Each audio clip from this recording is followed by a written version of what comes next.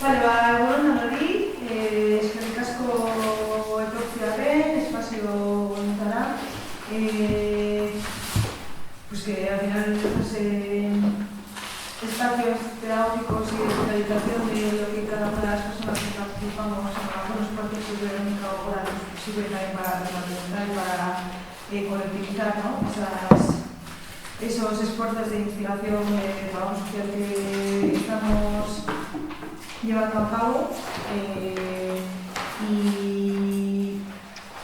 y está pues un esfuerzo que va en ese camino. Yo simplemente presentar a Aksana, que está hoy aquí con nosotras y que va a participar dentro del proyecto Territorios para la Vida y dentro del trabajo que Verónica Góngora pues estará haciendo en los próximos meses como parte de sus prácticas del máster. Estará sobre todo en las actividades, procesos que se vayan a impulsar desde Territorios para la Vida, desde la participación en el grupo motor y sobre todo acompañando el proceso de diálogo participativo generativo que tenemos pensado para hacer estos próximos meses, también la socialización de la Carta Ecológica y un poco también en cómo esto le puede servir a ella para su trabajo de Think Master, que también lo quiere hacer sobre gobernanza, procesos participativos inclusivos en industrialidad, específicamente en Música, que es donde ella vive. Súper, eskerrik asko. Este espacio es un espacio de reflexión para compartir un estudio que se empezó a hacer en 2023 desde Idasur, que empezó a hacer Mónica, junto con Erguía y más compañeras de la comarca. Y el tema es un poco ver cómo el euskera cómo puede llegar a afectar a las personas migrantes, incluso a las familias, todas las barreras que tienen en las escuelas, en las metodologías pedagógicas que se están usando o no. Ahora va a presentar Mónica la primera fase, que no sé cuándo terminó exactamente, 2023. Empezó en 2023. Y ahora estamos con una segunda fase con la intención de actualizar un poco esos datos y de socializar un poco también pues, con la comarca, cuáles son las problemáticas que hay, cuáles podrían ser las posibles, no soluciones, porque soluciones pocas damos, pero para ver un poco pues, cómo se pueden encaminar y cambiar esas realidades. Y ahora que en el grupo de territorios estamos ahí con el foco muy puesto en el tema social y pues para ver, yo creo que esto nos puede dar también algunas luces para ver igual si podemos agarrar esto por alguna parte, ¿no? Y ella es Mónica, nuestra amiguísima y compañera. Bueno, eguerdi on danori eta mila esker etortzeagatik aurkezpena hau ikusteko. Bueno, el día de hoy agradezco mucho a la oportunidad que nos dan para poder compartir parte de lo que fue el estudio en general, pero cómo se va articulando con el proceso del tiempo en los diferentes cambios y necesidades también. Entonces, bueno, como pueden ver aquí adelante, este póster y un poco los papeles que os he dado, dice la educación, el partido para la vida. Y si se pueden fijar bien, están estos dos jugadores que son de fuera y tienen el instrumento para este juego, no es el adecuado, está roto, le falta estar perfecto, como para que se pueda articular en igualdad de condiciones a jugar este partido. Y eso afecta, y hemos puesto, este instrumento es el euskera en estos tiempos y con los modelos educativos que existen. Así que hacemos esto para ver que esto pueda tener un cambio en el presente, en la medida que sea, y en el futuro próximo, ¿no? Porque es urgente, se necesita mucho. Entonces, y esto se termina de recalcar con esta figura o esta frase, ¿no? Que el euskera no solo enseña, también define oportunidades. Y es cierto, o sea, si antes se daba ya en el conglomerado vasco de la población vasca, en la actualidad, con la incorporación de la población inmigrante, con mayor razón.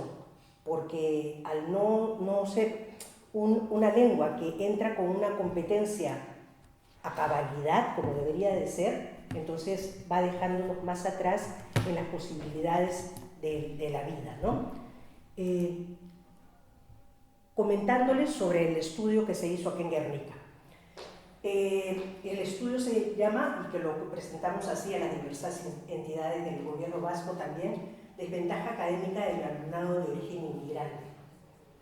Ahora, ¿por qué lo iniciamos? Lo iniciamos en el año 2023, no porque buscáramos hacer algo como institución, como asociación, estábamos bajando las pilas y quedándonos para apoyar cualquier demanda humanitaria o firmar, apoyar en marchas, etc., pero ya no en realizar actividades externas. Sin embargo, a la llegada de padres y madres de familia a la asociación, para decirnos que por favor les ayudáramos, porque se sentían ahogados en un vaso, no en un vaso de agua, porque esto realmente era una cuestión más compleja, porque nos decían que sus hijos e hijas repetían mucho, ¿no? Sus hijos e hijas cuando llegaban a la escuela les matriculaban en 1 o 2 años menos que el nivel académico al que habían llegado en sus países de origen, que luego los querían mandar a currícula diversificada o los querían derivar directamente a formación profesional en cuanto alcanzaran la edad. Y eso en realidad no permitía y los alejaba del circuito académico para poder llegar a un bachillerato y poder seguir estudios universitarios si así lo desearan. Entonces, estructuralmente ya se les movía hacia un lado donde no accedían a todos los derechos y beneficios, ¿no? Entonces, simplemente resaltar que desde el año 23 hasta el año 2025 hemos realizado este trabajo con tesón, con amor, en los diferentes espacios que hemos podido, y ha sido de manera voluntaria. O sea, cuando vinieron y preguntaron, no nos preguntamos a ver dónde hay ahorita un proyecto o algo en el que nos podamos ajustar. Simplemente fue tratar de mirar cuál era la situación, el estado de la cuestión de esto, qué tan cierto era esto, porque claro, lo que nos comentaban no era ajeno a nosotras, porque también lo habíamos vivido de alguna forma con nuestras hijas e hijos de la gente de la asociación. Entonces, revisando toda la información, los diagnósticos locales y los internacionales, nos damos cuenta que era un hecho tremendo, terrible, porque afecta a un porcentaje de la población educativa que ha ido variando, que actualmente, dependiendo de quién lo lea, puede ser 15%, 14% del alumnado total que existe en la comunidad de Euskadi, del País Vasco. Entonces, este trabajo fue para pasajes, un sándwich por ahí, un café por allá, pero con todo el cariño, y se hizo este estudio, ¿no? Ahora, ¿cuál era la coyuntura? En Guernica en ese momento teníamos 404 alumnos que eran de origen inmigrante, de los 3.918 que se encuentran matriculados en toda la zona, ¿no? Pero obviamente, y sacando, ahí con el apoyo de otra asociación de Asuntos Culturales de España, el ICA España, que nos ayudaba en toda la parte de estadísticas, vimos pues, que eran como entrevistar como a 270 y tantas personas para poder tener algo de peso, ¿no? Tener fiabilidad. Pero dijimos, no, eso sí no podemos hacer.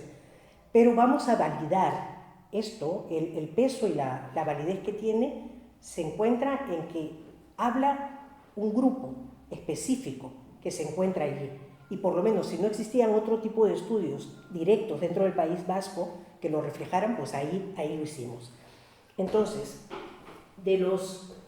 una de las cosas sí que vimos fue acá, bueno, sorpresa, reticencia y en otros casos mucha empatía de parte de las personas responsables de los centros educativos al acercarnos y preguntar por la situación.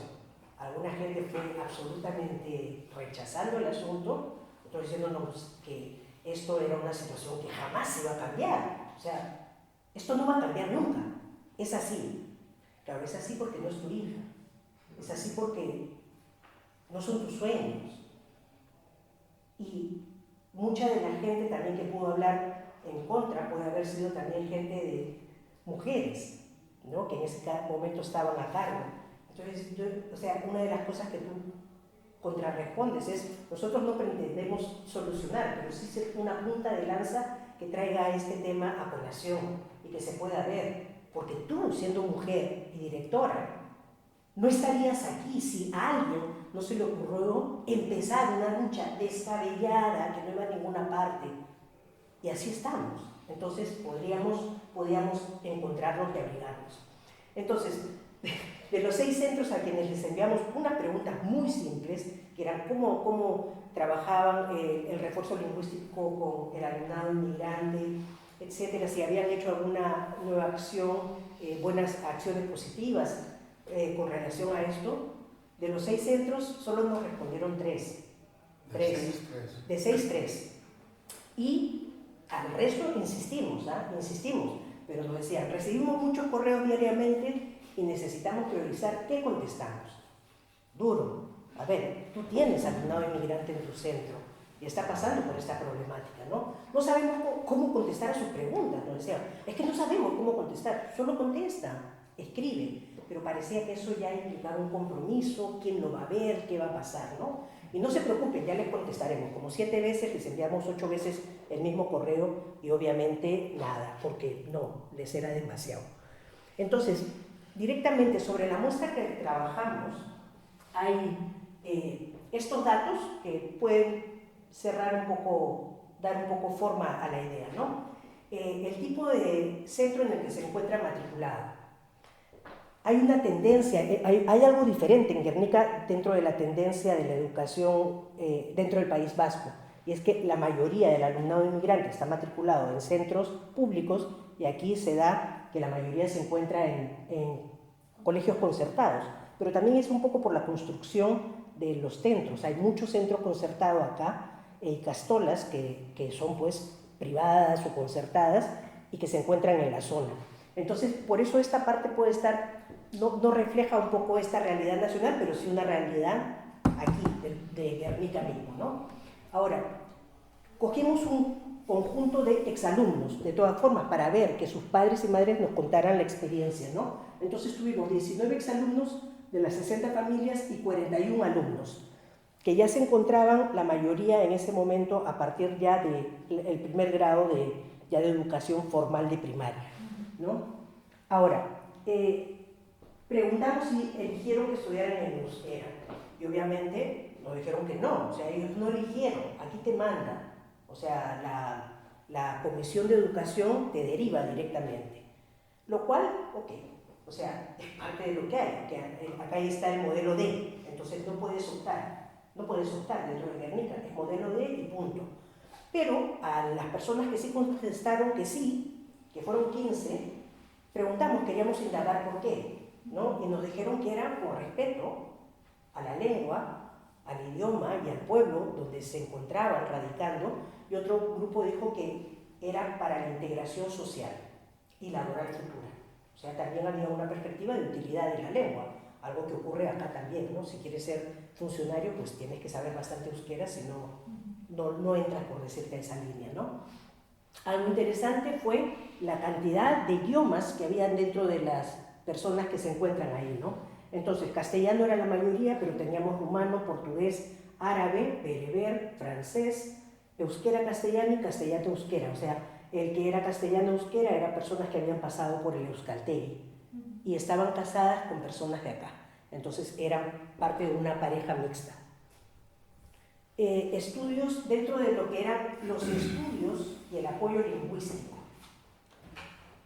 El alumnado de origen inmigrante que se encuentra acá y tiene dificultades con la lengua, en el año 2023 hasta casi el 23-24, tenía la posibilidad de tener un refuerzo lingüístico, un profesor PRL, le llamaban. Pero este profesor, uno, estaba en función de cuánto había, cuánto no había, y a qué alumnos y cuánto sabía del euskera o cuánto no sabía. O sea, no era una cantidad de horas semanales fijas que debía de pasar por un aula específica, ¿no? Era reforzarlos. Y el refuerzo lingüístico en general en el País Vasco está limitado a 2 años. 2 años en los que te ayudan a que aprendas la lengua. Guión, la lengua que es lengua vehicular de toda la enseñanza.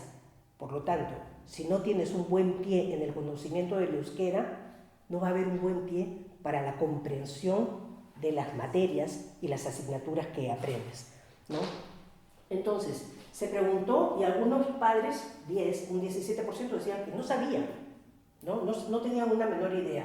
Otros decían que de 1 a 2 horas le habían dado a la semana de refuerzo lingüístico a lo largo de esos 2 años, otros de 3 a 4 horas, que era un 30%, otros nada. Ahora, normalmente la gente que se refirió a este nada tenía que ver con el alumnado que había entrado desde infantil 1 o infantil 2. Entonces dice, no necesita. Entonces no les vamos a hacer ningún tipo de refuerzo en euskera porque no necesita, va a ir aprendiendo y eso va a ser suficiente. Nosotros preguntábamos, ¿no? Bueno, ¿cómo valoraste esta ayuda que recibió para aprender el euskera? ¿No es suficiente? Un 75% de padres y madres dijeron, no, con eso no va, no puede avanzar. Y un 15% dijo que sí era suficiente, ¿no? ¿Esto a qué nos lleva también? A un aspecto importante, que es la comunicación entre la escuela y los progenitores. Una escuela tiene que estar siempre en contacto con padres y madres, ¿no? Y decirle, oye, tu hijo, principalmente con aquellos que tienen algún tipo de necesidad específica a nivel de lengua o de las diversas necesidades que tengan, y comunicarle, vamos a trabajar con tu hijo o con tu hija tantas horas a la semana. Entonces, puedes estar pensando, o dependiendo de la escuela, no se está dando esta fluidez en la comunicación, o el idioma que teníamos atrás de padres y madres no les permite entender y tener un diálogo con la escuela, acercarse a la escuela. Entonces todo lo hacen vía alumno o alumna, que puede traducir un poco de lo que ocurre, ¿no? Entonces eso también es una escuela que no cuente o considere la participación de padres y madres, también es una pata coja en este proyecto educativo que se quiere, ¿no? En general. Ahora, en general, ya les preguntaba, ¿no? ¿Cómo le ha ido? ¿Cómo le va o le fue? Y decimos el va o fue porque como teníamos alumnos, exalumnos, entonces pusieron regular, un 51% era, la mayoría era regular, regu nomás, por eso ya nos quedamos en el camino. El otro bien, un 27%. Y mal, un 15%, que lo decían. Aquí quiero hacer un pequeño acápite comentario. Esa era una pregunta muy difícil de contestar para padres y madres, porque reconocer que tu hijo no le va bien en la escuela, la prija, entonces eso significa que tú estás fallando en el proyecto educativo de tu familia, que no estás aportando lo que deberías de aportar. Entonces mucha gente trata de ser regular, por lo menos, aunque ve que hay muchas características y calificaciones que indican que el asunto no es así, ¿no? Entonces, dentro de esto, decíamos, ¿cómo valoras o cómo valoraste el estudio de sus asignaturas en euskera? Para poder saber. Entonces, decían, no puede aprender euskera y estudiar a la vez las materias en euskera, un 68, por eso las gafas, un 68%, ¿no? Y puede aprender euskera y a la vez estudiar las materias en euskera 17 personas. Mi hijo puede, mi hija puede, con ella nada estaba, ningún idioma. Entonces cruzamos datos entre lo que teníamos y fuimos a mirar, lo cruzamos con las notas, porque luego se le ponían cómo están las notas de tus hijos o se han repetido, y de los 17 que sí podían, a 7 les iba mal o regular, o sea, cruzando datos de otros cuadros, ¿no? Entonces, muchas veces es el deseo también. Yo quiero que a mi hijo o a mi hija le vaya bien, entonces, obviamente le va bien. Ahora, un dato al que le iba a regular es esto, es esta contestación. Le va a regular y me dice que no comprende para estudiar. ¿Cómo es regular eso? Eso es malo. Pero la gente se ponía en la parte de le va a regular. O sea, si no comprendes, no te va a regular. Te va o te va a ir mal. Ahora, dentro de esto también quisimos ver, entonces, padres y madres de familia, ¿qué hacían para tratar de apoyar? Si tenían algún tipo de acción, de intervención. Y nos dimos cuenta que la mayoría de padres y madres de familia eran proactivos, a pesar de sus circunstancias. Y luego seguiremos mirando cuáles son esas circunstancias, ¿no? Poníamos, ¿has encontrado alternativas para que tu hijo o hija se nivele en euskera? Sí, un 65%, no un 35%, ¿no? De estas alternativas de las que buscaron, lo que saltaba así era el profesor particular, más la academia ya te hace un 7 y pico, 70 y tantos, casi 80%, ¿no? O sea, que han requerido un apoyo extra. Estamos hablando de clases particulares que en ese tiempo llegaban hasta 150 euros mensuales. Y considerando que en Guernica la mayoría del alumnado inmigrante está escolarizado en centros concertados, no debemos de olvidar que a esos 150 euros que pagas por un profesor particular hay un pago de cuotas anual, que en la época que lo vimos ya eran como 150 euros, pero como eso no podemos lanzarnos a decir simplemente por lo que nos dicen acá, por un testimonio de madre y padre, nos quedamos con las cifras oficiales de un estudio que decían que eran casi 100 euros. Entonces, casi 100 por hijo. La mayoría tiene 1, 2, hasta 3 hijos y tiene que pagar ese tipo de cuotas. Ahora bien, a lo largo del estudio, de los estudios que se realizan en primaria, el ideal, no es el ideal, es lo que ha puesto la ley, es que al concluir la primaria un alumno tiene que tener el B1 del euskera, B1. Y cuando concluye la secundaria, cuarto de la ESO, tiene que tener el B2. Después solo te queda euskaltegi ya para hacer los CES, ya para buscar trabajo, lo que quieras, o perfeccionar, o lo que sea. Entonces es bueno considerar eso. ¿Qué obstáculos se daban para poder apoyar a los hijos e hijas en euskera? Ese 35% que dijo que no podía apoyarlos, no encontraron o buscaron alternativas adicionales a la propia escuela, se les preguntó cuáles eran los motivos. Y había, bueno, estos casos son, mi hijo ya no quería estudiar euskera, pero no lo que nos explicaban, que hubo 2 casos, luego otra persona también nos dijo, no era el no quiere y el capricho, mi hijo no quiere, ya no lo meto. No, estaba saturado. Ya, era una cosa que ya no quería saber nada más de euskera, porque lo que hacía en el colegio, todas las horas entre que te sientas y puedes o no entender, porque parte de lo que nos dijeron padres y madres de familia cuando nos pedían este apoyo era que muchas veces si eran niños o niñas que entraban a la escuela como alumnado de matrícula viva, o sea que ha llegado en el mes de noviembre, la escuela aquí ya empezó, entonces entra, entonces le es más difícil todavía ir cogiendo el idioma porque ya han empezado clases, tiene que aprender el idioma y actualizarse en todas las materias durante ese curso, durante los meses que no estaba. Entonces, entre eso, más clases de euskera que tenía afuera, más todas las tareas que llevaba a casa, ya no, era saturación porque no tenía tampoco el apoyo correspondiente en casa.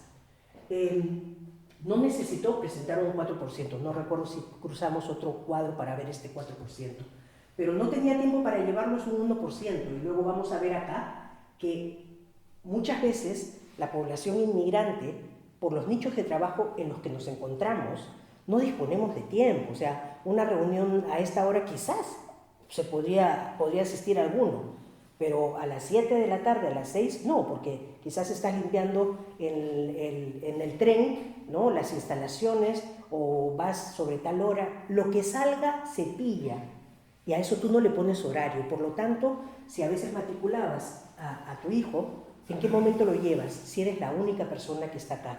Y esto también nos hace una referencia a la falta de redes, que en un inicio, cuando una persona recién llega, es de lo que carece. Y creo que cualquiera de nosotras podemos saber, porque hemos experimentado o en el trabajo o en una comunidad que nos hayamos movido, que si no tienes redes, no sabes lo que ocurre ahí, no sabes qué recursos hay, no sabes quién te puede echar una mano cuando tu hijo o tu hija tiene fiebre y hay que recogerlo de la escuela, o lo han llevado de emergencia y quién lo recoge. Y tú no puedes dejar el trabajo porque ya has pedido permiso 2 días y si pides permiso un día más, te echan. Entonces son situaciones muy complejas que yo creo que deberían de ser un poco consideradas, obviamente, en el marco, ¿no? Ahora, la falta de dinero también. O sea, tú estás llegando, tienes unos precios de habitaciones como los que hay ahora, que mencionan que hay habitaciones de 600 euros, 600, 400, o sea, depende de dónde mires, pero eso es lo que hay, un poco por la zona. Entonces, para que tú hagas esa caja y todavía te queden 150 euros para que tu hijo vaya a la escuela, es difícil. Entonces, ¿dónde están los recursos públicos que existen? O sea, lo peor es que no es que no existan, existen, pero hacia dónde están orientados y de qué manera están orientados y cómo están publicitados para que el común de la población pueda saber, hay este recurso en este sitio, hay este otro recurso en tal otro lugar, ¿no? Y algo que también afecta definitivamente es el índice social, económico y cultural bajo.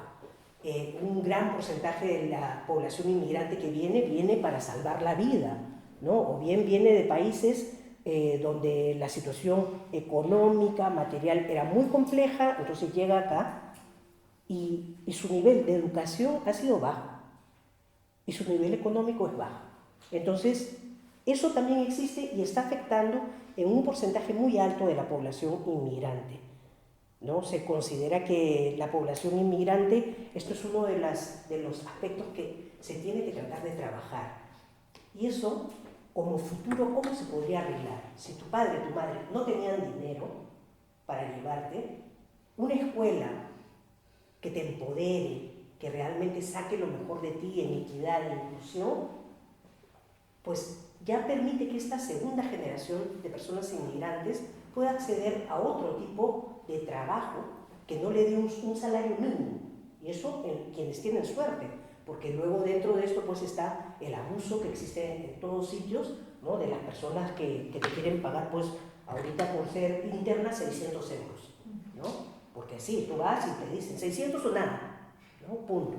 Y cuando llegas y eres inmigrante, te abren la puerta porque ha sido la entrevista, abren y te dicen, ¡ah! ¡Eras negra! O sea, no, por lo menos si fueras latina, yo quería una rumana. Hay una cuestión de racismo también detrás muy real que afecta esta convivencia, ¿no? Que se pretende.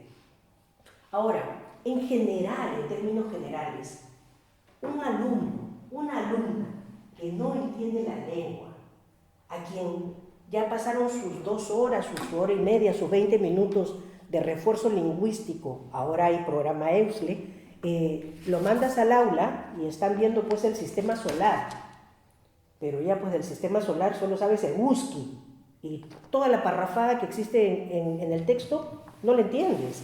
Entonces te dan tu hojita en castellano, si es que tienes la fortuna de tener alguna de las dos lenguas o el castellano como referente, y te dan tu hoja y te mandan pues ahí a tu ordenador, a tu iPad, para que estés todo el día mirando el sistema solar ahí, de acuerdo a lo que entiendas.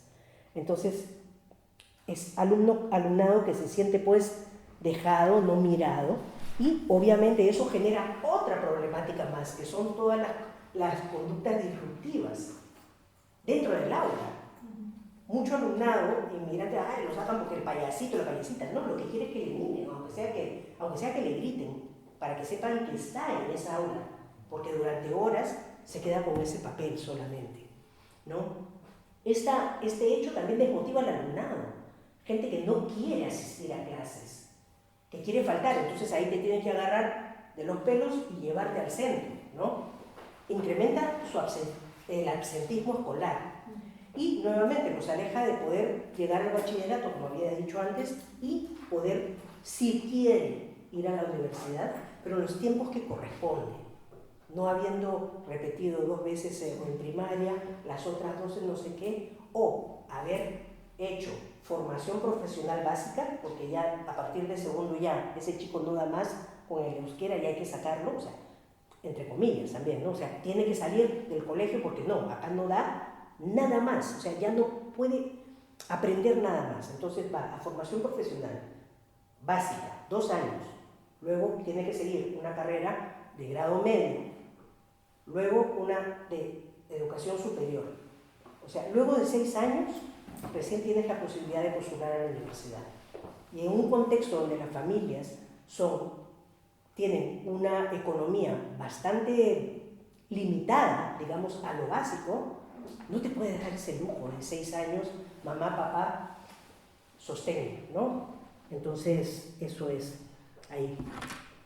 Ahora, este hecho de la inmersión lingüística desde infantil, en general se considera y que es suficiente la inmersión lingüística desde que nacen, porque muchos llegan de meses a la aurrescola, entonces están ahí. Pero en aurrescola, ¿qué tipo de vocabulario es el que utilizas, no? Quiero ir al baño, ¿cómo era? No sé qué es agarrar. Cosas así, básicas del día a día que vas metiendo. Es cierto, incrementas un vocabulario, pero lamentablemente considerando que el euskera ha quedado acotado a ser una lengua de la escuela, y vienes de una familia que no tiene el euskera, y sales a la calle y todo es castellano, o sales al recreo y todo es castellano, se limita, se acabó, no mete más vocabulario. Mientras que familias que tienen padre y madre euskaldun, pues estupendo, porque siguen incrementando el euskera diariamente con un vocabulario que va entrando de forma natural. Sin embargo, aunque es la creencia, dicen, no, por eso no necesitan, no hay que hacerles que tengan ningún refuerzo lingüístico aquí. Y lo peor es lo que yo digo yo, por favor, a gente que me dice, no entiende mucho, entonces, estando en infantil, quiero meterle a refuerzo. Le digo, no, ponle chirri, mirri, chiribitón, ponle pues todos los novita en euskera, ponle todo eso, pero no gastes tus 2 haces bajo la manga, porque en cuanto entre a primaria y tenga que ver matemáticas, diferentes tipos de conocimientos, por ejemplo, ¿no? ¿Cómo un chico que está acá en infantil y que ha cogido un lenguaje conversacional va a entrar ya a necesitar un lenguaje académico? Entonces, ¿cómo vas a pasar de decir, pues, el perro que tengo es negro y tengo hambre, quiero mandarina, ¿no? O sea, ¿cómo pasas de eso a hacer comprensión de algoritmos, cálculo de densidades y resolución de problemas matemáticos? Todo en euskera, por supuesto. Entonces, no, o sea, el abismo es tal que por lo menos reserva ese apoyo lingüístico para cuando ya esté necesitando más lenguaje académico, ¿no? Ahora, preguntamos a toda la gente que había tenido sus hijos en toda esta etapa, mirad, desde 4 meses han entrado y les preguntamos, ¿y han buscado alternativas para mejorar el euskera? O sea, no lo dábamos por hecho, porque puede decir no, para nada, ya tiene suficiente. Y de esos, el 60% decía que sí, porque ya se encontraban en primaria y habían llegado, tenían una losa, ¿no? ¿Y qué es lo que pasa? Muchos padres y madres, también cuando mi hijito viene y lo veo que está jugando en el parque, y digamos que se encontró con un grupito de chicos euskaldunes, chicos, chicas, y empiezan a conversar 5 cositas en euskera, por Dios, a mí también se me saldría el corazón. Pues mi hijo habla euskera, no tiene ningún problema, habla perfecto. Hasta que ya te meten los problemas matemáticos, ciencias, literatura, etcétera, redacta. Yo he visto pues hojas, ¿no? Una persona de acá podía escribir esta hoja, esta carilla, y la otra hoja del chico inmigrante, el primer párrafo, describiendo lo mismo. Se acabó, se le acabó el euskera. Ya no tiene para continuar completando, ¿no? Este conocimiento. También nuevamente, del 60% que sí buscó alternativas, tenemos que el 88% estaba pagando clases particulares. Entonces el chico sale de la escuela, está todo el día que entiende la mitad o se entiende un poco. Sales, otra vez anda el a la euskera. Y cuando termines, ponte a hacer tu tarea en euskera. O sea, se les está pidiendo un esfuerzo absolutamente titánico. Ya no es una cuestión, o sea, no sé cuántos de nosotros y nosotras podríamos irnos pues a Australia, qué sé yo, a China, y poder realizar todo lo que estos chicos están intentando hacer aquí, ¿no? Algo que comentaba una madre decía, ¿no? Ellos piensan que al haber nacido aquí, mi hijo encima ha nacido aquí, no ha llegado de 3 meses ni de 5, tenía que aprender el idioma sin dificultad. Pero no fue así. Le cuesta hacer la gramática. ¿Cómo construyen? Por eso te digo la diferencia entre una redacción de una A4 completa a una A4 de tres renglones. Porque te falta ese conocimiento, ¿no? Le pedían que ella leyera, que hiciera todo en euskera, que yo aprendiera el idioma. Y yo le preguntaba, ¿cómo va a aprender si yo no entendía para corregirle? Muchas veces algunos padres y madres, una de las tipos de soluciones que se planteaban dentro de las escuelas, aquí en Guernica, era constituir grupos de padres y madres inmigrantes para aprender euskera. Pero si tu hijo te venía con un problema de matemáticas y tú recién estás, ni nice, Mónica, ¿cómo puedes? Y habían cosas que yo quería explicarle, pero decía, no le voy a soltar mi construcción, que es absolutamente todavía bastante baja, pero como para ayudarlo, ¿cómo puedes? Entonces son situaciones que nos preguntamos y que se daban. O sea, esto yo creo que tiene que ser visto. No es que porque automáticamente entre a una escuela va a ser una hacha en euskera en los siguientes ciclos académicos. Ahora, dentro de la cantidad de exalumnos que estaban, tratamos de ver cuál había sido su itinerario educativo.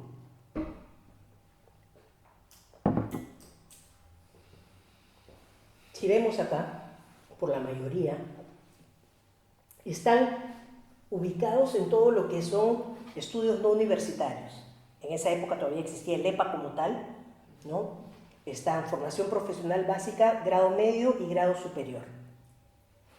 En esta segunda etapa de este trabajo, en el que seguiremos, por supuesto, haciendo incidencia y abogacía en todos los sitios que podamos, lo que queremos hacer, que es algo que siempre hemos solicitado cuando nos hemos entrevistado con las autoridades respectivas, hagan un estudio longitudinal. Si dicen ustedes que todo está perfecto, hacer un estudio longitudinal, tenéis los datos, empezar a ubicar cómo pasó de primaria a secundaria, de ahí cuál fue su tránsito, qué más hizo, para saber si efectivamente tu política está teniendo efecto positivo dentro de esta población. Entonces, tenemos acá una frase que soltó un profesor frente a un chico que era de reciente incorporación, matrícula, ya tenía 1 año, y lo que les dice fue que estuvo, antes de ir a formación profesional básica, estuvo 3 años. Entonces, todos los profesores estaban asombrados porque era una lumbrera, pero con el euskera no desarrollaba lo suficientemente rápido como para hacer seguimiento de clases. Por lo tanto, le decían, ¿no? Habrá que tener paciencia hasta que podamos derivarlo a la formación profesional básica.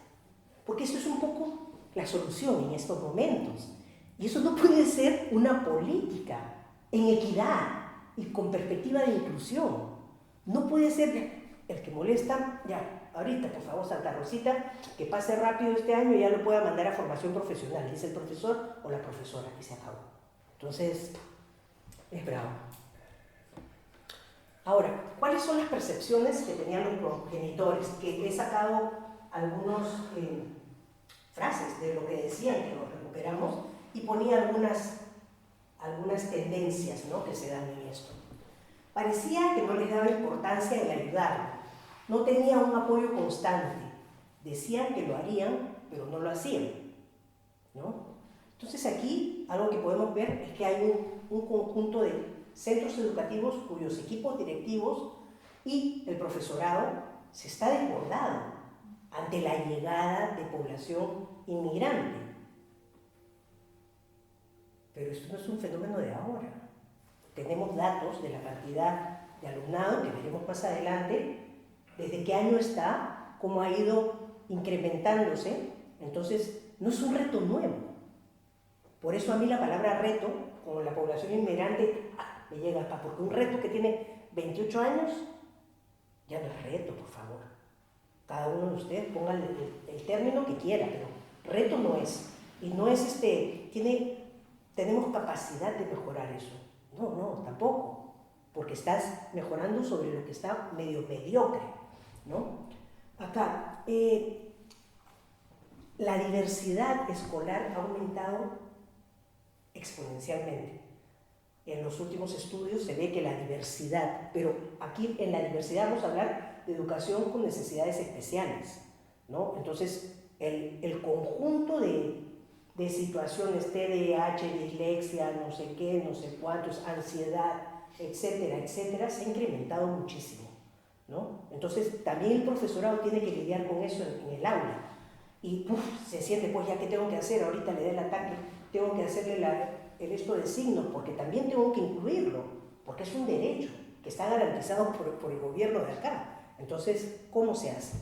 ¿No? Y ante la inmigración también, ¿no? Porque llegan y siguen llegando. ¿Y qué hago? ¿Cómo lo hago? Pues eso no es un problema de que lleguen. Si llegan ya hace más de 20 y tantos años, el problema es que no existe, y no hablo de un protocolo, porque protocolos hay 98, de cuando llegue, cómo lo miras, cómo le hablas, cómo miras a su mamá, cómo miras a su papá, y en la realidad tú te encuentras, dependiendo de cada centro, por supuesto, que ni lo miraron, sí saben que viene de otro sitio, que no sabe mucho o sabe tanto, y se acabó. Entonces no hay protocolos definidos para poder abordar y abrazar esta población. No hay equipos fuertes, porque la mayoría de la educación de la población inmigrante se encuentra en centros educativos públicos. Y los centros educativos públicos tienen un índice de interinidad que al 2023 era del 50%. A 2023. Ahora, hay una serie de políticas que pusieron que se supone que en este momento ya, ¡pum!, la varita 5% iba a quedar. No sé si iba a quedar porque han habido OPEs y todo, pero yo no sé pues si desde que das la OPE hasta el momento que te pongan, estás ya o no. Porque estas personas, estos equipos, estas escuelas reciben pues profesorado, uno que no tiene mucha experiencia en educación. Ahí suelen mandar a la gente, a los nuevos y nuevos docentes, los mandan ahí. Entonces no tienen suficiente experiencia para manejar esa complejidad de la gente. Eso es una de las cosas. Ahora, otra de las cosas es que está hoy día y hoy decimos, todo el centro, el claustro decide que vamos a hacer pues tal tipo de actividad porque esto es súper motivador y todo, y de los 30 docentes que tenía para hacerse cargo de esto, a los 3 meses se fueron 15, a los otros los mandaron a los no sé dónde, se acabó, era su reemplazo. Entonces no hay consistencia de eso, que es un problema interno y que debería, bueno, que se supone que está siendo solucionado, ¿no? Esto de la interinidad. Y hubo una encuesta en 2025 sobre cómo iba la profesión docente en España, ese es 2025. Y una de las cosas que yo creo que siempre es bueno comentar es que cómo el equipo docente vive la profesión docente, ¿no? Ahora, en el año 2007, se hizo la anterior, y había un 60% de docentes que decían, a pesar de los problemas, aurrera, vamos a ir, seguir, y tiremos para adelante, hay que sacar adelante a estos chicos y chicas. Hoy, el 24% dice que sí hay que seguir adelante a pesar de los problemas. Este es un estudio a nivel nacional, ojo. Ahora, el conjunto de docentes que vive su profesión con indiferencia, porque es una cosa, desafección, durante el 2007 era el 2%, y hoy es el 38%, que lo dice directamente, o sea, no, paso, mira, esto es paso, yo cobro a fin de mes.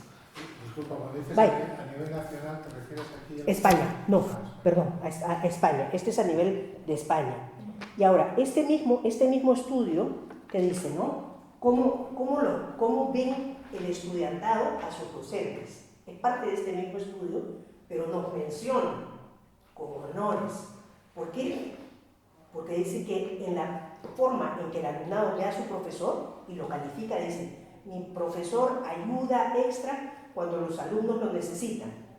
Acá, solo el 27% dice que sí. Y a nivel de España, el promedio es de 38%. Por eso mencionaban al País Vasco, porque era el más bajo de todos los índices estadísticos, ¿no? Y luego muestra interés por Tu aprendizaje individual, el 26% dice que sí, y el promedio nacional es de un 40%. Entonces, ¿qué está pasando también con el profesorado aquí? Está agotado, sé que están reivindicando sueldos, porque dicen que han perdido como un 40% de capacidad adquisitiva, etc.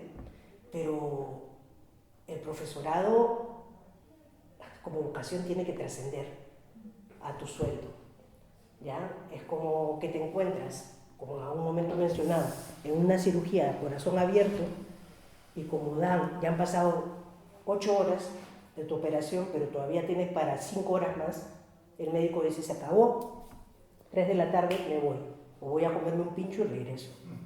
No, es que das. Por eso se necesita confirmar esta vocación profesional dentro del profesorado, ¿no? No es porque también muchos están diciendo, mira que cuando ya están en bachillerato y tienen que ir a la selectividad, ¿qué carrera puedo seguir?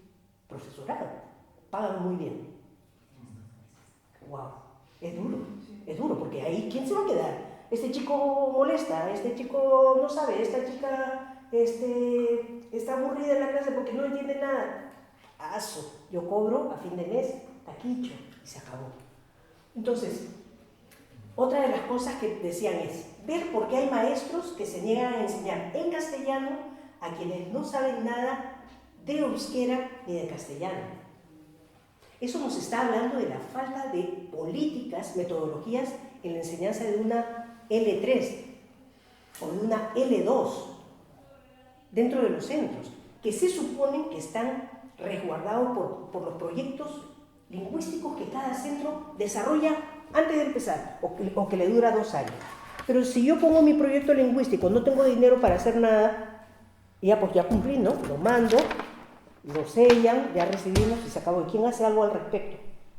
¿Quién puede revisar un proyecto? A ver, cualquiera de nosotros que hacemos un proyecto, tenemos que sustentar cada aspecto de lo que se ha hecho. No puede decir no tuve tiempo, ya me cansé. No es eso. No podemos maquillar las cosas, tenemos que presentar evidencias, ¿no? Otra de las cosas que ponían aquí era, al tener familia, el tema aquí, al tener familia euskaldun, no era el euskera, es saber tratar al alumnado que viene de afuera. Estamos hablando de este enfoque intercultural. Están capacitados, se les capacita permanentemente, se les pone en situaciones. 2 casos. Uno, un arranzale de negro, de acá, del País Vasco, se le acerca un niño de la escuela y le dice, oye, pero yo te conozco y tú, normal, ¿no? O sea, eres normal. Entonces dice, pero sí, ¿por qué? Porque una profesora hace poco dijo que está probado científicamente, que la gente de raza negra no tiene una capacidad intelectual suficiente. También hay racismo, hay xenofobia, o sea, habemos de todo en todas las profesiones. Y puede ser que te haga decir eso. Otro, está toda una clase y dices, ya, tú, ¿de dónde eres? Ya, la mayoría es de acá. Y tú, yo de Guatemala. O sea que vienes de Guatempeor.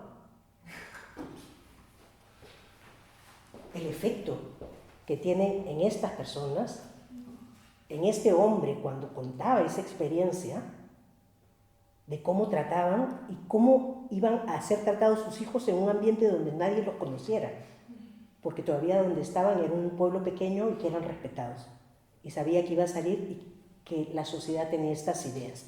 Es de pararse los pelos, es triste, pero es la realidad que se vive, por eso queremos evidenciarla. Y esta, una frase final que pusimos en el estudio, es de una madre que decía, esta es su tierra, pero no son capaces de integrar el idioma. Pero lo decía con pena, lo decía con mucha tristeza, porque eso, ¿a dónde pertenecemos? Las personas que hemos migrado ya grandes, sabiendo leer, escribir, con 3 dedos, yo quiero migrar porque tal cosa es lo que deseo hacer, por más que lo logres, hasta que tú encuentres tu sentido de pertenencia en esa nueva sociedad, pasa un tiempo considerable para que te sientas de él. y dependiendo de las costumbres de cada sociedad, de la idiosincrasia, serán más abiertos a integrar gente de fuera o no lo serán. Entonces todo eso afecta. Y en el caso de los nuevos y las nuevas vascas, que no tienen el fenotipo, pues no son altísimos, argalas, con una nariz larga, digamos, este estereotipo también, ¿no? Entonces, esta gente, ahora pues tienes de todos los colores, y lo más triste es que a todos estos nuevos colores de vascos y vascas nuevas, siempre les dicen, ¿y tú de dónde eres? De aquí, ¿no? De Orduña, de Guernica. Ya, sí, pero ¿de dónde eres? ¿Pero de dónde? De acá, pues. ¿De dónde es? ¿De dónde es? Entonces, hay cuestionamientos, ¿no? Hace años en el correo decía, por Iñaki Williams, decía, ese negro no es vasco por ninguna parte, ¿no? Es negro. Y otro contestaba, él es vasco porque quiere y encima es vasco porque nació acá. Claro, eso es en el fútbol, te van a defender, pero cuando no eres futbolista, la pasas más cruda, ¿no? Lo pasas más crudo. Entonces, bueno, son aspectos que se ven. Ahora, más o menos esto es en general un poco lo que se veía dentro del informe que hemos tratado de ver. Ahora, me gustaría tratar de enfocar cuáles son los resultados referidos al euskera, básicamente,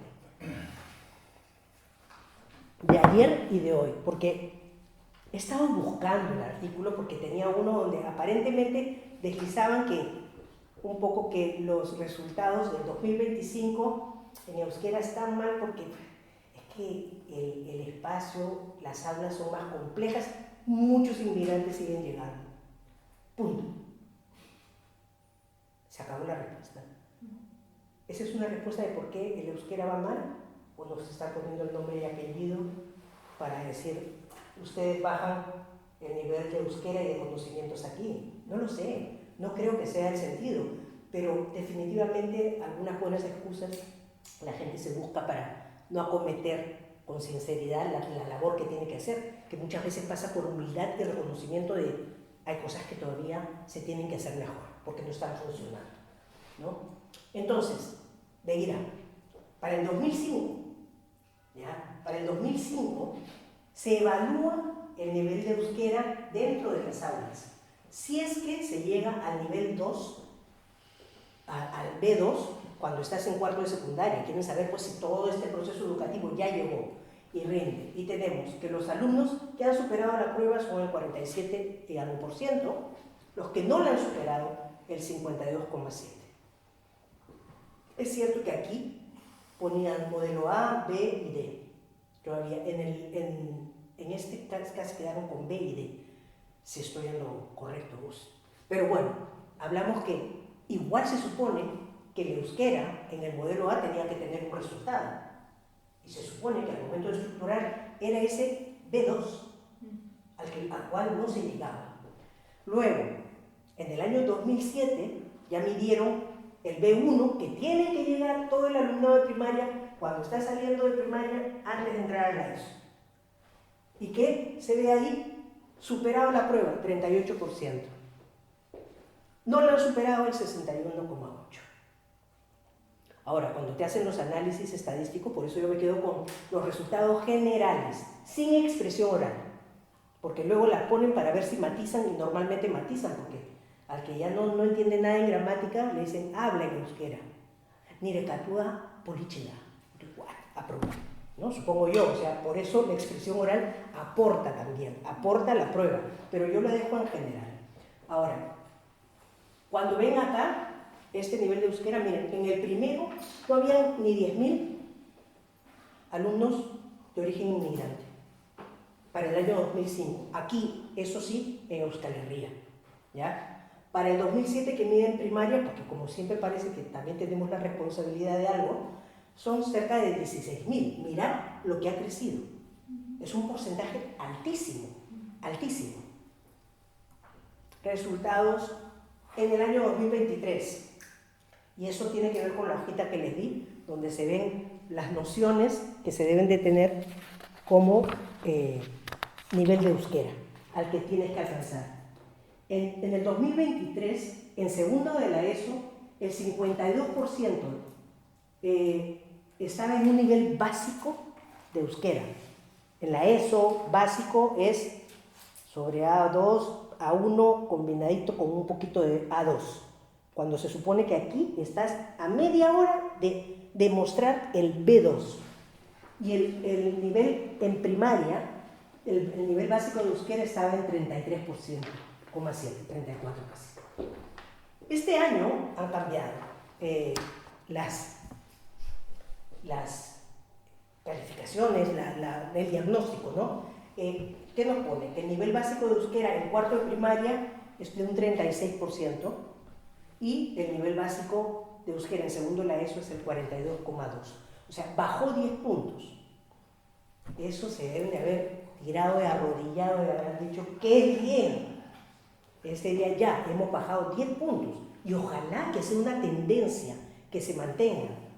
Pero seguimos hablando de un nivel básico de euskera. ¿Qué te permite ese nivel básico? Lo tienen acá, ¿para qué les leo?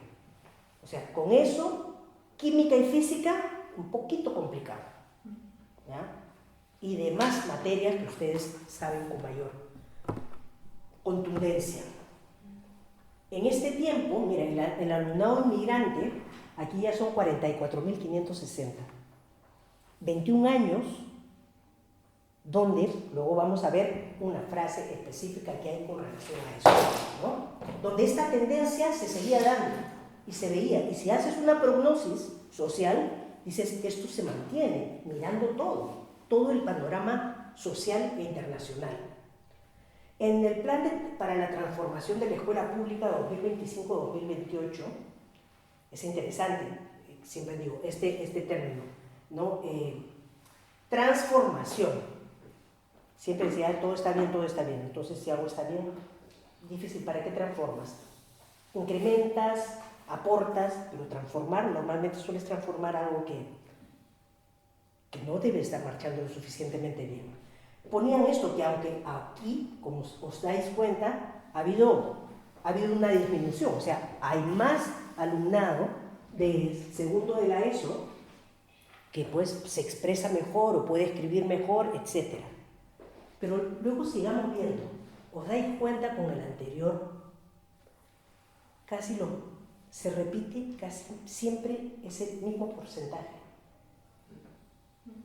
¿Logra la competencia? ¿No la logra? ¿Está en un nivel básico o esto? O sea, seguimos hablando que así fuera, que es un 50% solo de alumnado que no sabe, estamos hablando de la mitad de tu población escolar. Esa otra mitad que puede estar en colegios, pues qué sé yo, donde no se permite la llegada de personas inmigrantes porque los colegios no sé cómo se blindan. En algunos decían, cuando han mandado a un colegio privado, no le han aceptado porque encima el alumnito era negro, entonces no lo querían y dijeron que no, porque la familia no tenía dinero para comprar el uniforme y todo el despliegue, iPad y esto y lo otro. Entonces lograron retirarlo, o sea, lograron no hacerlo ingresar a ese colegio. Entonces yo no sé cómo se ve. Ahora, muchos centros, luego de esta evaluación, ya sacan su propaganda. Venir aquí, soy la Castola no sé cuántos, soy la Escola no sé cuántos, que hemos sacado 100% a todos nuestros alumnos que participaron en esta prueba, excelentes resultados. O sea, están diciendo, aquí lo hacemos bien, porque hay escuelas que se esfuerzan más. Las escuelas concertadas tienen una permanencia de personal muchísimo más estable que la escuela pública. Eso sí, está. Y eso es un factor que incide definitivamente en generar políticas, en crear equipos, en transformar situaciones, si es que hay que hacerlo, ¿no? Esto lo dijeron en 2025, ahora querrán ya quitar esta frase, ¿no? Porque decían, reconocían que el alumnado del modelo de no competente ni en euskera ni en castellano presenta una tendencia al alza, porque eso era lo que pasaba, no disminuía, ¿no? en euskera ni en castellano. Nuevamente, ¿a qué nos referimos? Metodologías lingüísticas de lenguas, de L2, de L3. En la actualidad, casi el 80% de la población del País Vasco tiene el euskera, tiene el castellano como primera lengua. El castellano u otras lenguas como primera lengua. Orduan, hay solo un 20% que, ahí está, un 17 y pico que lo tiene como primera lengua. Entonces, ya la mayoría del alumnado entra para aprender euskera. Lo que pasa es que también, si tu familia tiene un índice cultural mucho más alto y tiene este capital cultural que quiere que se prolonguen los hijos, pues va a incidir mucho, va a invertir también mucho y va a buscar otras alternativas, ¿no? De lo que puede hacer una persona que no tiene mucho. Entonces, esto va por ahí. Dentro de esto, ¿qué tenemos? Un alumnado migrante con deseos truncados y un futuro precario.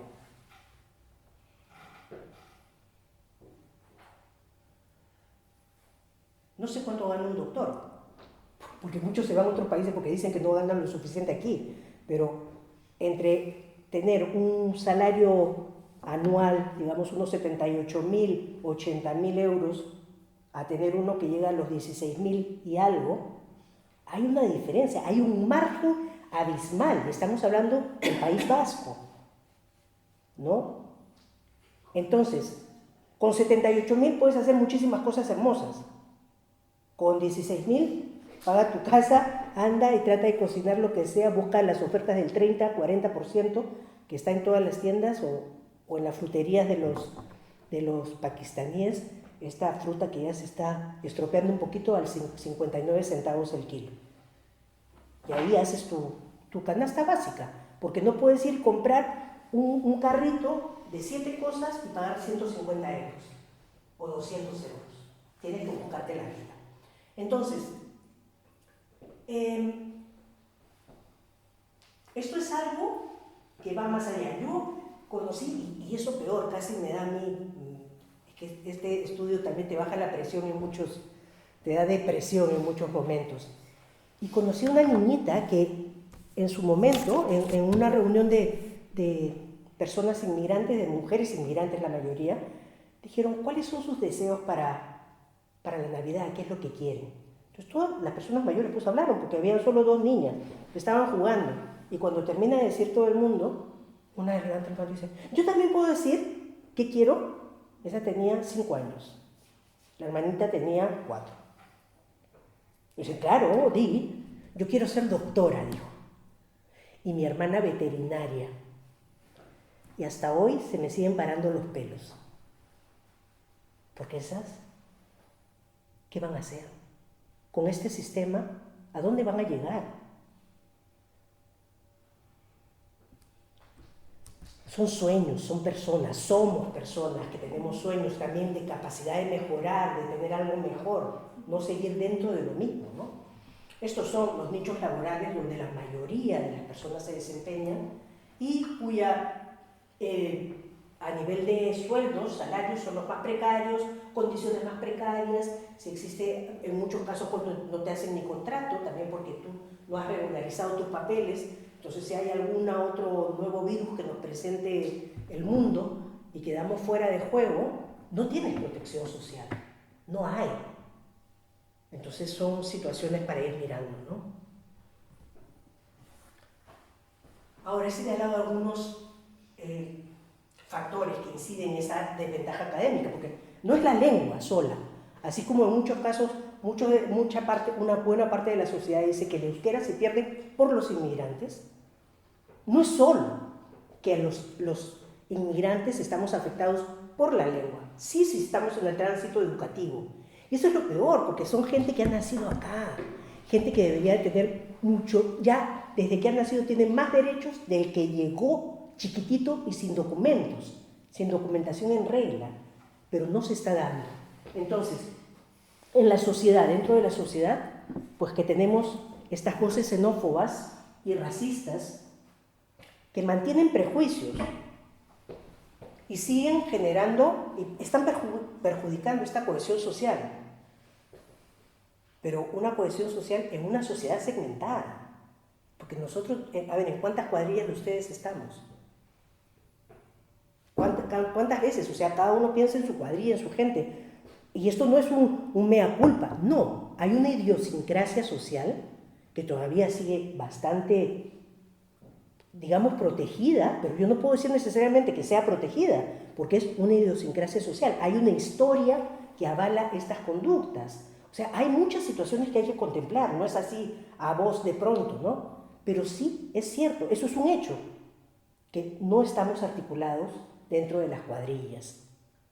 ¿Por qué? Quizás porque no tenemos recursos suficientes para poder salir aquí desde temprano, llegar, y hago el tardeo y el nocheo y el discotequeo y sale papelito, ¿no? Y solo tú puedes ir a tomarte 2 vinos, taquicho, y después para tu casa, porque ya no tienes para gastar más. No es que no quieras, pero eso es solo el único factor. Estas voces que se alzan y que tienen cada vez más espacio en los medios de comunicación afectan, porque es la respuesta fácil. ¿Por qué no se aprende euskera? ¿Por qué se aprende el euskera? Por los inmigrantes. ¿Por qué esto? Por los inmigrantes. Esto por los gitanos, esto por los negros. No, o sea, es complejo, ¿no? O sea, desde ya somos una sociedad segmentada. Entonces la cohesión social es un reto mayor, es un reto mayor. Y la escuela también juega un papel muy importante dentro de esto, ¿no? La falta de representación inmigrante de calado que defienda intereses. O sea, instituciones de inmigrantes o redes. Hay redes, ¿cuántas veces hemos ido? Toc, toc, toc, por favor, el tema de la euskera. Es que nosotros no vemos eso. Es un tema trascendente. Es un tema que cuando existe una voz que diga, oye, esto es porque es que los inmigrantes están acá, sacas tu nota de prensa, convocas, metes en redes sociales. Nosotros con las justas ni Facebook tenemos, ¿no? Para poder contestar cosas. A veces, entonces, es bien complicado, ¿no? En la escuela, factores que afectan definitivamente es esta segregación escolar tan brutal que existe. El País Vasco es la comunidad autónoma que tiene la segregación más alta de todo el estado, todo el territorio español. Todo. No hay comunidad autónoma que segregue tanto como la comunidad autónoma del País Vasco. Y esta segregación escolar se da por origen y por economía. 2 aspectos básicos, ¿no? Ahora, nuevamente, la falta de metodologías eficaces para el aprendizaje del euskera, como L2 o como L3. ¿Dónde está? Si yo tengo un alumnado y genero y soy más flexible, sé que hay centros que en algún momento que ven, así como en otro centro decían, este chico es un genio, pero ya lo vamos a mandar a formación profesional básica, en otros centros ven, pero también ven qué tanto billete tiene. No para marginarlo, sino para decirle a sus padres y por la edad que tienen. Entonces dicen, ¿sabes qué? A esta edad que tiene tu hijo y por el bolsillo que tienes, puedes llevar un par de té a 2 en el verano y vas a ver cómo levanta, porque muchas veces es este reto, es poder practicar lo que quizás ya saben, ¿no? Y otra de las cosas que también afectan mucho en la escuela es la mirada del docente. Y es terrible ver que en un estudio del 2017 sobre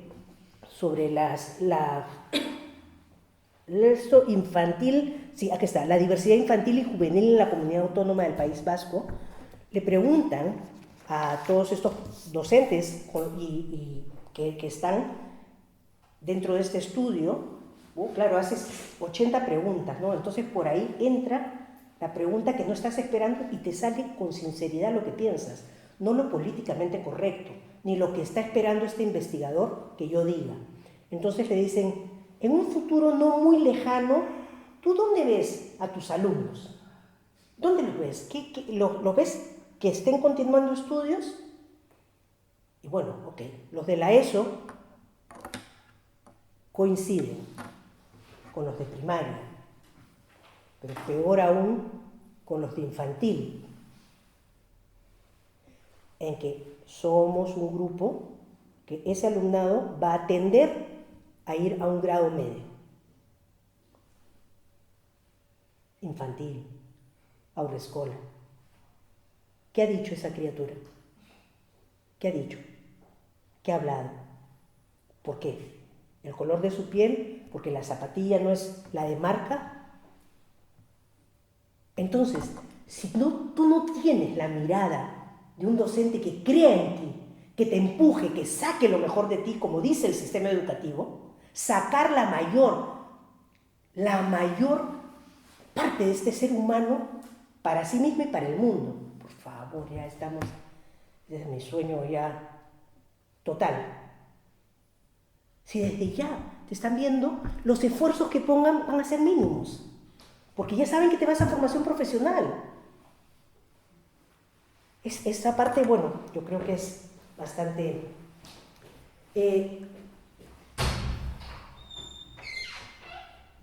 esta otra, y después ya no quedan muchas, en las políticas educativas, lingüísticas y de justicia social. O sea, hablo a nivel estructural. Una cosa que es terrible es esto, no asumir la realidad, maquillarla, esconderla o dilatarla, conforme convenga. Estudios que se han demorado 2 años en salir, cuando el último diagnóstico donde se han subido 10 puntos, ha salido caliente como el pan. Noviembre ya terminaron de elaborarlo, ya lo presentaron ahora. ¿Por qué? Porque hay una buena mirada, hay un avance.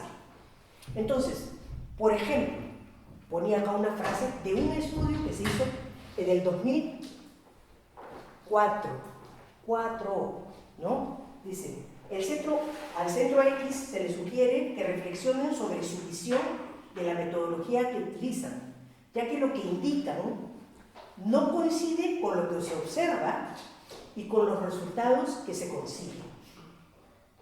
O sea, yo quiero que mi escuela vaya a 100, está en 20, y encima digo, no, tenemos proyecto lingüístico, lo hacemos extraordinariamente, tenemos equipo docente, pero los resultados dicen lo contrario, lo gritan, ¿no? Y mencionan en ese informe, o sea, para que un informe educativo contratado por educación diga esto, debe ser que han visto, pero cosas tremendas, ¿no? Dice, para poder acompañar el progreso del alumnado se requiere una percepción ajustada de la realidad del centro, aunque esta pueda resultar deficiente en algunos aspectos. Están utilizando una palabra bien fuerte, deficiente. Si yo encuentro una situación más o menos, puedo decir, bueno, que hay mucha capacidad de mejora, pero cuando estás diciendo que una realidad puede ser deficiente, porque estás viendo una realidad deficiente que no está siendo atendida, ¿no? Porque claro, dicen, si no se tiene conciencia clara, no se puede cambiar. Eso lo dicen en el 2004, en un estudio sobre cómo se hacía el aprendizaje de las lenguas en el País Vasco. Ojo, euskera, castellano. En el lapso, en el 2004, casi ya empiezan a meter un poquito la puntita de trilingüe. Empiezan ya con el inglés.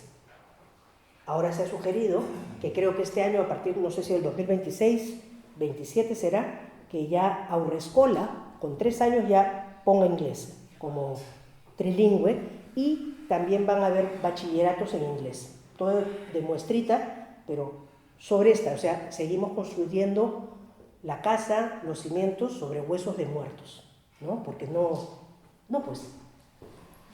Ahora, esta parte que es importante es que en el 2003, hace 23 años, en otro informe, porque hay otros antiguos donde ya se menciona la segregación, ya se empieza a mencionar la segregación, señala, ¿no? En el año 2000 por ejemplo, había 2.840, en el 2001 4.180 y tantos, y así va incrementándose. Esto es el curso 1-2, 2001-2002, 2002-2003. Tienes una tendencia ascendente. Prognosis, globalización, migración, despliegue de las personas, lo tienes claro. Y lo dijeron, o sea, eso no podemos decir, porque muchas veces lo que están diciendo también con este último informe es Uy, es que hay mucho, estos últimos años han llegado muchos inmigrantes. No es de ahora. Y ya estaba dicho, y ya estaba visto, pero son otras perspectivas. Estos porcentajes indican que hay un crecimiento que con seguridad se mantendrá e incluso se acelerará. No te he dicho que seguirá creciendo, no, tipo exponencial. O sea, tipo exponencial se va en los próximos años. Wow, bueno. Ay. Respira, querida, respira. Sí, vaya. Puré. Y lo último es que a nivel de las políticas, la estrategia de inmersión lingüística externa, o sea, cuando se generó todo esto del bilingüismo y la ley y todo, para promover el euskera, en su oferta externa, los euskaltegis desde hace 43 años ofrecen una educación para mayores de 16 años. Si has hecho una educación sin tropiezos, a los 16 te fuiste. ¿Dónde están tus dificultades? ¿Dónde están todas esas pruebas que hemos visto, todos esos niveles de euskera? Bueno, en realidad nada más hemos visto lo de euskera, pero todos esos están transcurriendo entre cuarto de primaria, desde primero de primaria hasta cuarto de la ESO. ¿Y dónde está el apoyo externo para poder cubrir acá? Que dispone de dinero público. Aquí les he puesto, ahorita han entrado 58 millones de euros para los euskaltegis. Y una madre de familia, un padre de familia inmigrante está luchando por pagar, no sé cuánto será ahora, 180, 200 euros, para que sus hijos aprendan, cuando a través de los euskaltegis públicos podrían tener este beneficio, dado que su condición es de un ISEC bajo, económico y cultural. Entonces sería gran apoyo para poder cohesionar esto. Si ven acá, ay amá, casi me muero. Acá han puesto que la campaña de este año 25-26 ha arrancado bajo el lema Besarkatu Euskara. Abraza el euskera. Claro, pues tienes 16. Porque si no los tienes, coge tu pañuelo y abrázalo para que llores. Porque ¿qué más vas a hacer? ¿Qué más haces? Y es triste porque están aquí, hay el dinero, hay las estructuras, hay un poco estos deseos. Y esto casi cerrando, falta solo después de esta una más. Euskadi, un futuro más mestizo. Eso es un hecho. O sea, queramos o no, es un hecho. Pero más justo. Esa es una pregunta que deberíamos hacernos, ¿no? ¿Va a ser más justo? ¿Va a ser más inclusivo? Pero en la realidad. Entonces, vemos, la natalidad en general está a la baja, los nacimientos de madres extranjeras en alza. Se están cerrando centros educativos, se están fusionando. Normalmente también, ¿a qué afectan? A lo público. Esos son los que se están cerrando o fusionando. También los otros, supongo, pero estos son los que se cierran. Y tenemos madres y padres de familia inmigrantes, ascendencia, inmigrantes de los nuevos y nuevas vascas, que son quienes van a traer la clientela a estos centros educativos para que los profesores y profesoras vascas o de cualquier otro origen que se encuentran trabajando aquí mantengan su trabajo. ¿Qué se les va a ofrecer? ¿Qué? ¿En qué calidad? Todos te llaman, porque ahora somos un alumnado deseado por muchos centros, porque no quieren cerrar, solo por eso. Pero si no se han desarrollado las estrategias y metodologías que aborden a esta población, va a seguir, o sea, dentro de 38 años va a haber alguien más que esté dando esta charla y diga, hace 40 años ya se veía esto, y ya se veía con claridad, y no es posible que eso se continúe.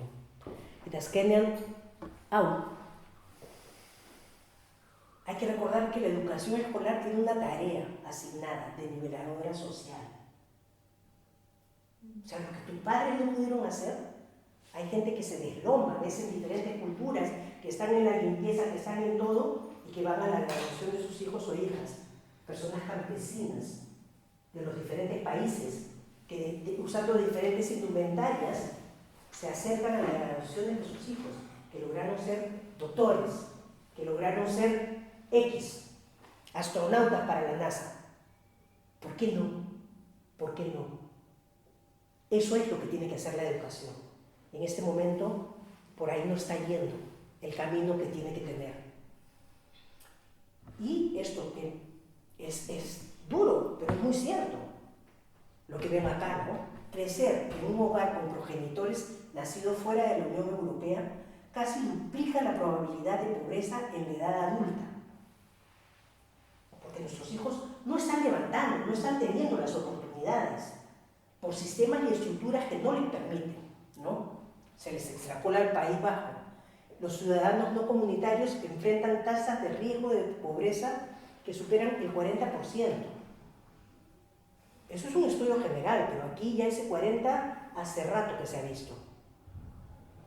Con diferentes niveles, porque claro, para ser pobres también tienes diferentes niveles, o para medirte, que no digamos que pobreza extrema, se va poniendo diferentes niveles de pobreza.